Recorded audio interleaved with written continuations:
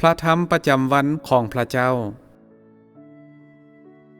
เจ้าควรรู้หยังแด่เกี่ยวกับพระเจ้าที่แท้จริง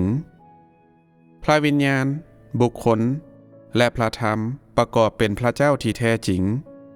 และสิ่งนี้แม่นความหมายที่แท้จริงของพระเจ้าที่แท้จริง ถ้าเจ้าเพียงแต่รู้จักบุคคลเท่านั้น นั่นก็คือ ถ้าเจ้ารู้จักนิสัยและลักษณะของพระองค์ แต่บ่รู้จักภารกิจของพระวิญญาณ หรือสิ่งที่พระวิญญาณปฏิบัติในเนื้อหนัง และถ้าเจ้าเพียงแต่ให้ความใส่ใจกับพระวิญญาณและพระธรรม และเพียงแต่อธิษฐานต่อหน้าพระวิญญาณ แต่บ่รู้จักภารกิจของพระวิญญาณของพระเจ้าที่อยู่ในพระเจ้าที่แท้จริง แล้วสิ่งนี้ก็ยังพิสูจน์อีกว่า เจ้าบ่รู้จักพระเจ้าที่แท้จริง ความรู้เกี่ยวกับพระเจ้าที่แท้จริงรวมถึงการรู้จักและการมีประสบการณ์ในพระธรรมของพระองค์และการเข้าใจกฎระเบียบและหลักการแห่งภารกิจของพระวิญญาณบริสุทธิ์และวิธีที่พระวิญญาณของพระเจ้าปฏิบัติภารกิจในเนื้อหนังมันยังรวมถึงการรู้จักว่าทุกการกระทำของพระเจ้าที่อยู่ในเนื้อหนังแม้นถูกควบคุมโดยพระวิญญาณและพระธรรมต่างๆที่พระองค์กล่าวออกมาแม้นการสำแดงถึงพระวิญญาณโดยกงฉะนั้นเพื่อรู้จักพระเจ้าที่แท้จริงมันเป็นสิ่งสำคัญที่สุดที่ต้องรู้จักว่าพระเจ้าปฏิบัติภารกิจในความเป็นมนุษย์และในความเป็นพระเจ้าแนวใดด้วยเหตุนั้นสิ่งนี้จึงเกี่ยวข้องกับการสำแดงถึงพระวิญญาณซึ่งทุกคนมีส่วนร่วมนำแม่นหยังคือลักษณะของการสำแดงถึงพระวิญญาณบางครั้ง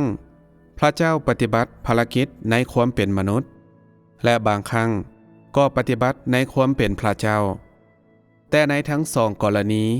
แม่นควบคุมโดยพระวิญญาณวิญญาณหยังก็ตามที่อยู่ภายในผู้คนแม่นการสำแดงออกภายนอกของพวกเขาพระวิญญาณปฏิบัติภารกิจเป็นปกติ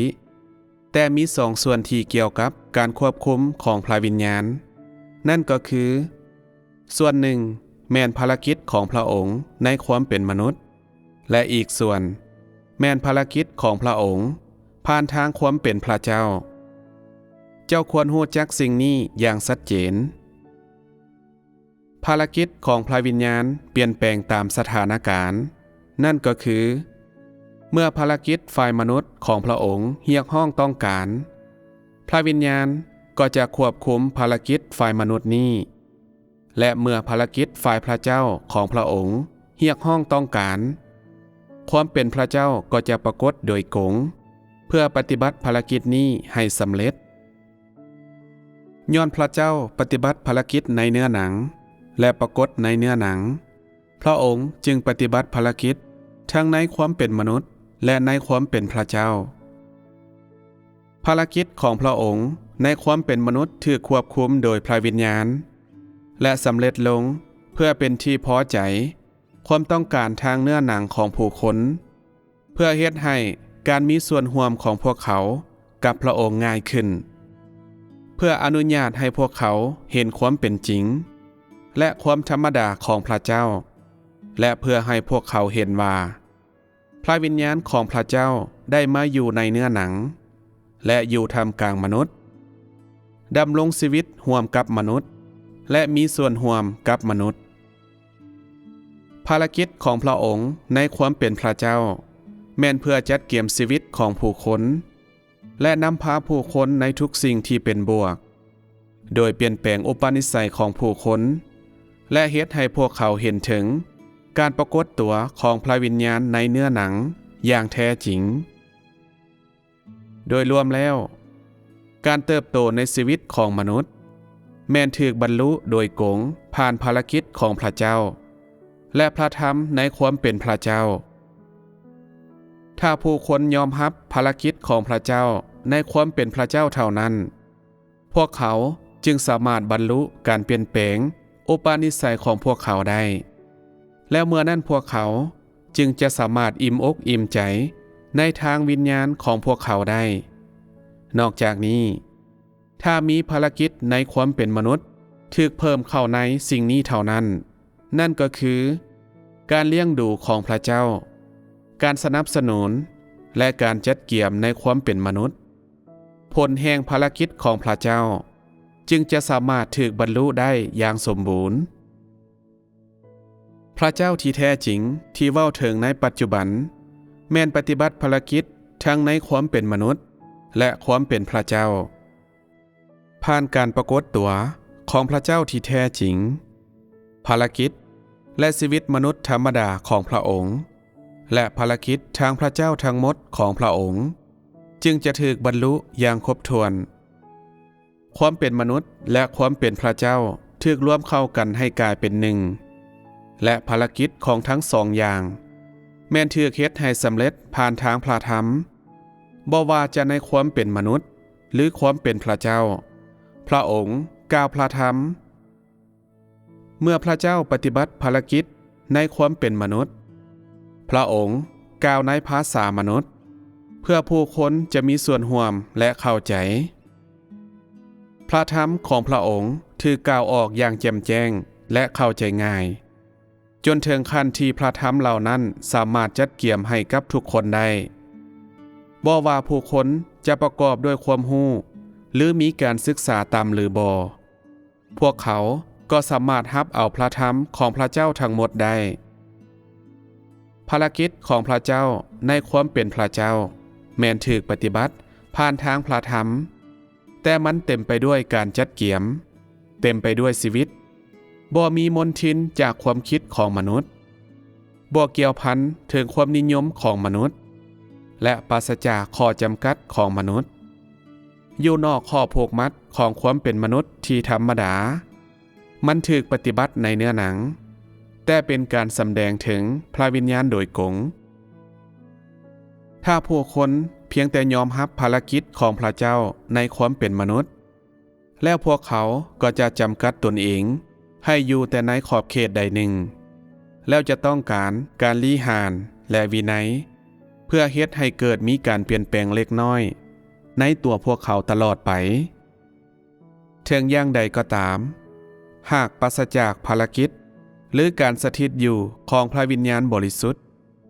พวกเขาก็จะหันไปเพิ่งความสวยเหลือ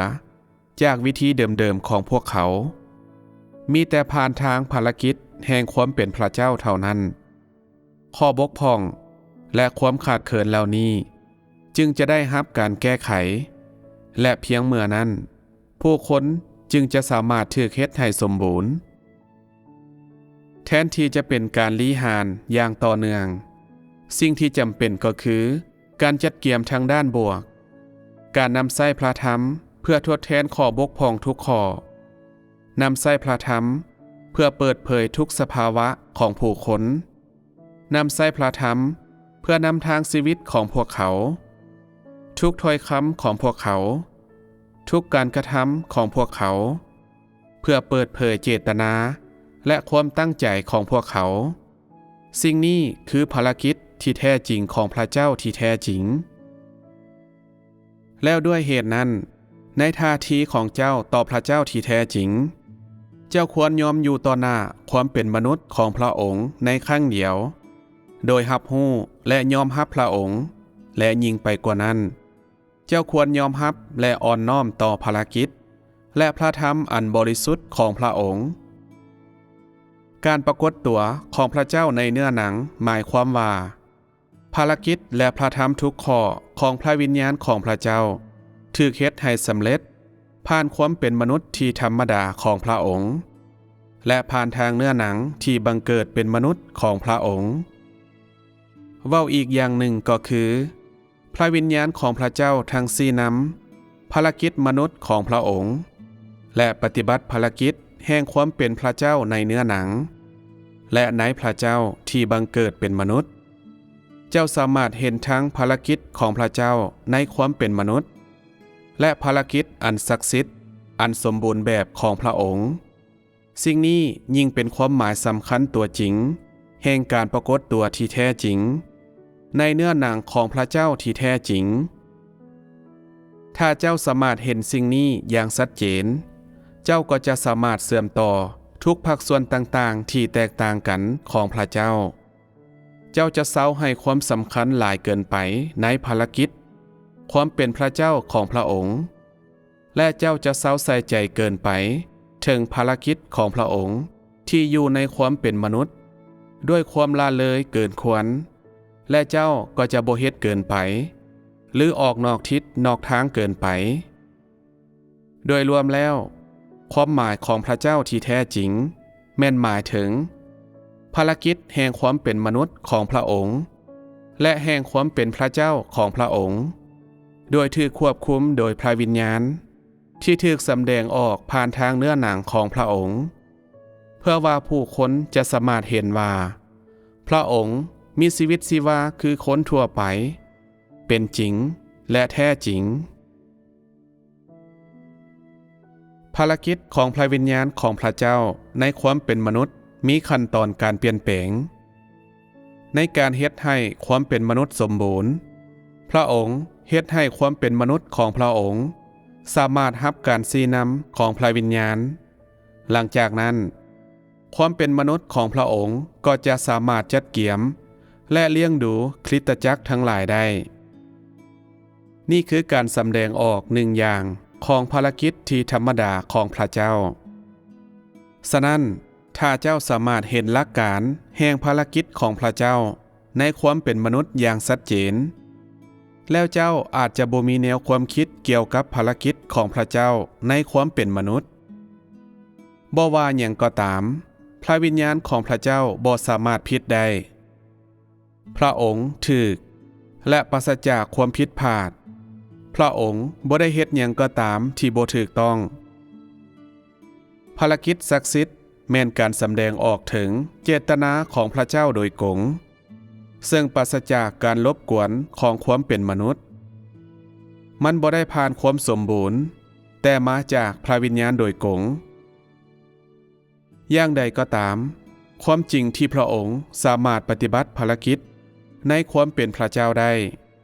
ก็ย้อนความเป็นมนุษย์ที่ธรรมดาของพระองค์มันบ่แม่นสิ่งที่เหนือธรรมชาติเลยแม่นแต่น้อยเดียวและเบิ่งคือว่าถูกปฏิบัติโดยบุคคลธรรมดาพระเจ้าลงมาจากสวรรค์สู่แผ่นดินโลกต้นต่อแล้วแม่นเพื่อสำแดงพระธรรมของพระเจ้าผ่านทางเนื้อหนังเพื่อเฮ็ดให้ภารกิจแห่งพระวิญญาณของพระเจ้าสมบูรณ์โดยวิธีการของเนื้อหนัง